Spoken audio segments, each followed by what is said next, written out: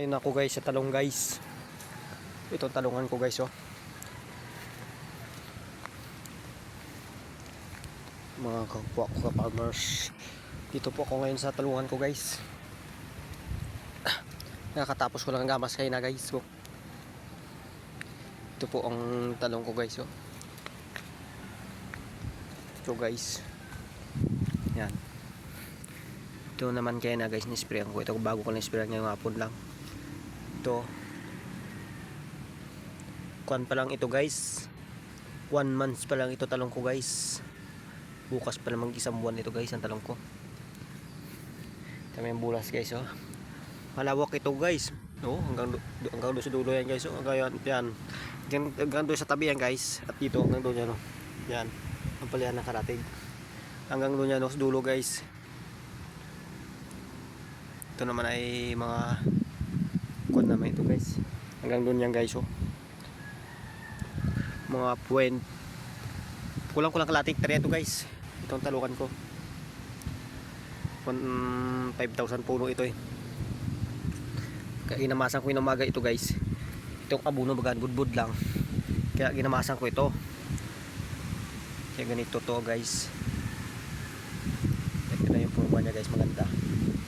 Malap na ang abuno guys. Bulas to guys. Ganda na.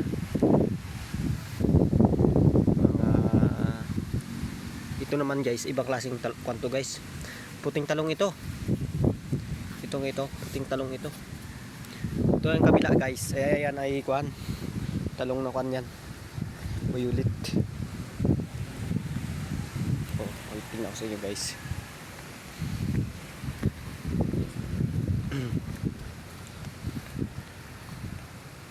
Yan. Yan ang itong violet na talong guys. May tangay-tangay na ng bulaklak guys.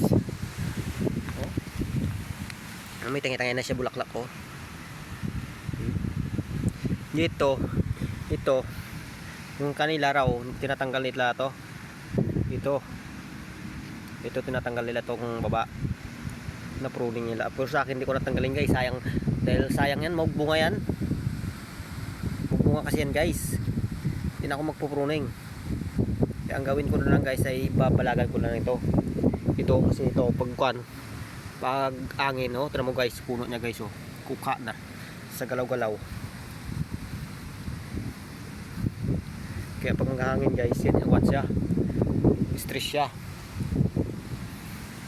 Tingnan nyo naman niya guys. Ito naman ang itong panang talong guys, 1 month years old pa lang ito.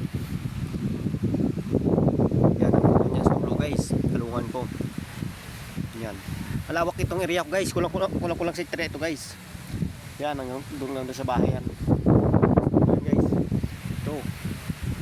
Ito na naman ang palaya ko, tong matandang palaya. Yan sa likod guys. Yan sa likod. Mga kanyan, mga bagong ang palaya ko riyan. 2 lata yan. 1,000 puno siguro. O mga 800 puno. Kunti lang yan dahil di naman latag sibol guys. Ginamasan ko ito kayo maga eh. Tapos hugamas ni-sprayan ko. Ay marami pa rin kwan per fly oh. Di namatay guys. Kailangan talaga ay gamitan ng kwan, ng gamot. Ang ginagamit ko lang kasi ng gamot guys ay kwan guys, gold, Scorpio at kwan, match. Kaya nag-order pa ako sa Shopee. Yung kamot na ni-order ko hindi pa dumating, baka bukas pa siguro yun guys. Yan, update ko lang kayo guys sa talungan ko guys na kwan guys. Ang ganda nga, bigla ang naglaki dahil sa kwan siguro, ulan baga, nabasa ang puno. Kaya stress naman to sila guys dahil sa hangin. Oh, stress sila sa hangin. Hanggang dito na lang video ko guys. Pag pindot na yung button sa baba para updated kayo sa video ko. Salamat sa panonood. Thank you po.